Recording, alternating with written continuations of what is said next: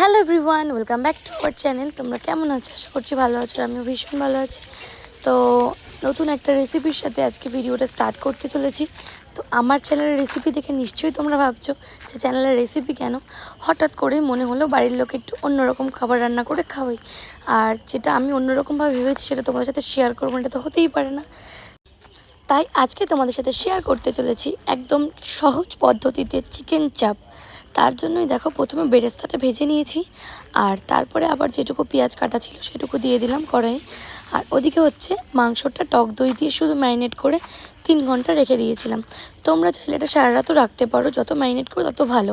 আর এখানে একটা পেস্ট বানিয়ে নেবো, সেটার মধ্যে পেঁয়াজ, আদা, রসুন, কাঁচা লঙ্কা আর টমেটো। আর সাথে আরও দুটো জিনিস অ্যাড করবো, সেটা হচ্ছে এই দেখো কাজু বাদাম আর হচ্ছে কিশমিশ। এই দুটো ডাব্বা মামের জন্য কেনা ছিল, এখনও মাম যেহেতু খায় তো সেহেতু বাড়িতে ছিল, একটু একটু করে ওখান থেকে ইউজ করে দিলাম। দেখো ঠিক এরকম পরিমাণে ইউজ করব। আর আজকে না পুরো মশলাপাতি একদম অল্প অল্প দিয়ে করছি, সেটা তোমরা দেখলেই বুঝতে পারছো। আর দেখো অনেক দিন পর আজকে এই রেসিপিটা যেহেতু তোমাদের সাথে শেয়ার করছি, তো চেষ্টা করব তোমরা যাতে এর থেকে কিছু একটু শিখতে পারো বা অনেক সহজভাবে করতে পারো, সেটাই আজকে করব। তো আমি রান্নার ভিডিও খুব একটা শেয়ার করি না, কিন্তু একটু অন্যরকম যখন করি তখন ভাবি যে না নিজে করবো, তাই তোমাদের সাথে একটু শেয়ার করে দিই। তো তারপরে দেখো একটু পেঁয়াজটা কষিয়ে নেওয়ার পরে মশলাটা দিয়ে একটু অল্প পরিমাণে ঘি অ্যাড করে দিলাম।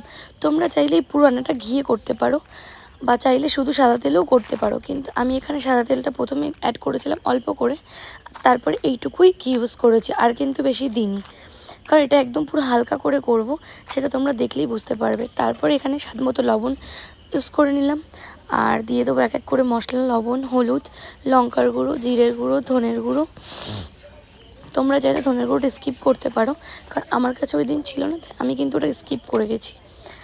আর ধনে গুঁড়ো না দিলে কিন্তু কোনো ব্যাপারই না, কোনো প্রবলেমই হয় না, বেশ ভালোই লাগে খেতে। আর তোমরা কারা কারা চিকেন খেতে ভালোবাসো তারা কিন্তু অবশ্যই কমেন্ট করে জানিও। আমার কিন্তু চিকেন খেতে ভীষণ ভীষণ পছন্দ, খুব ভালো লাগে। তো যাই হোক, মশলাটা কষাচ্ছি, কষানো হয়ে গেলে দেখো একটা তেল ছাড়বে, তখনই বুঝতে পারবে মশলা কষানো প্রায় প্রায় কমপ্লিট। তো এরপরই এর মধ্যে মাংসটা অ্যাড করে দেবো, মানে চিকেনটা অ্যাড করব। তো দেখো যতক্ষণই চিকেন তুমি ম্যারিনেট করতে পারবে ততটাই চিকেনটা খেতে কিন্তু সুস্বাদু হবে। আর এখানে চিকেনটা আমি মাত্র 3 ঘন্টা করে রাখার টাইম পেয়েছিলাম, তাই 3 ঘন্টাই করে রেখেছিলাম। তো এখানে কিন্তু জাস্ট শুধু টক দই রয়েছে, আর কিচ্ছু না। এবার দেখো ভালো করে মাংসটা কষাবো, এবার মাংস থেকে যেটুকু জল বেরোবে সেইটুকু জলেই কিন্তু এই রান্নাটা পুরোটা কমপ্লিট হবে, আদারওয়াইজ এক ফোঁটা আমি জল দিইনি। এবার তোমরা চাইলে যদি একটু ঝোল ঝোল খেতে চাও, তোমরা ঝোল একটু বেশি জল দিতে পারো। আমি এটা পুরো মাখা মাখা গ্রেভি করব, কারণ এটা একটা নতুন একটা নিত্য নতুন জিনিস সাথে খাবো, সেটা তোমরা ভিডিও লাস্টে দেখতে পাবে। ভিডিওটা স্কিপ না করে দেখতে থাকো, বুঝতে পারবে। আর তারপরে মূল্যবান জিনিস এতে ইউজ করে দিলাম, সেটা হচ্ছে গোলাপ জল আর কেওড়া জল, যেটা চাপে না দিলেই নয়। আমি কিন্তু একদম না দেওয়ার মতো অল্প পরিমাণে দিয়েছি। তো এটা কিন্তু দোকানে আমরা যখন চাপ খেতে যাই, একটুখানি চাপটা খাওয়ার পরে না মুখটা মেরে আসে, কারণ এই গন্ধে।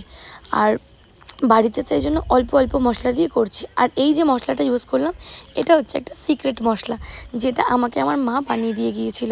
তোমরা যদি ইন্টারেস্ট থাকো কমেন্ট করে জানিও, অবশ্যই তোমাদের সাথে শেয়ার করব এখানে কি কি মশলা আছে।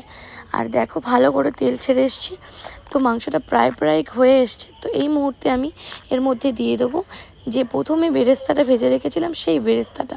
তো তোমরা যদি বেরেস্তা খেতে পছন্দ না করো সেটা স্কিপ করে যেতে পারো। আমার কিন্তু বেরেস্তাটা বেশ ভালো লাগে, স্মেলটাও সুন্দর লাগে, আর চাপে এটা দিলে তো আরও সুগন্ধ বেড়ে যায়, তাই এটাকে ইউজ করে নিলাম। আর সবার শেষে যেটা দেবো সেটা হচ্ছে সানরাইজ গরম মশলা। তোমরা চাইলে এটা বাড়িতে বেটেও দিতে পারো, আমার কাছে মশলা ছিল তো এভাবেই দিলাম। আর দেখেছো কতটা গাঢ় মাখা মাখা করেছি, আমি কিন্তু এভাবেই করেছি, তার জন্য জল ইউজ করিনি। তো তোমরা চাইলে এতে জল একটু ইউজ করতে পারো, সেটাতেও খারাপ লাগবে না খেতে।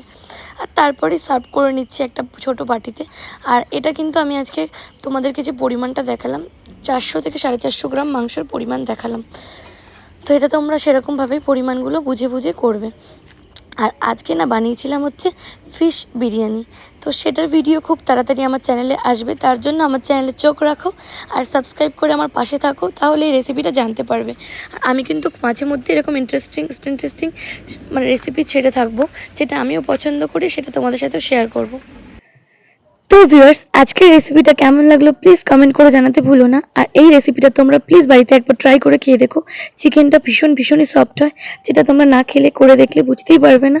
আর আজকে ভিডিওটা এই অবধি এন্ড করলাম। তো ভালো লাগলে লাইক করে দিও, কমেন্ট করে দিও, শেয়ার করো অ্যান্ড যাওয়ার আগে সাবস্ক্রাইব করতে একদম ভুলো না। তো আমি আর আমার বাড়ির লোক এটাকে খুব মজা করে খাই। আর তোমরা পাশে থেকে এইভাবেই ভালো থেকো অ্যান্ড তোমরা সুস্থ থেকো। খুব তাড়াতাড়ি রেসিপি কিংবা অন্যান্য ব্লগ ভিডিও আবার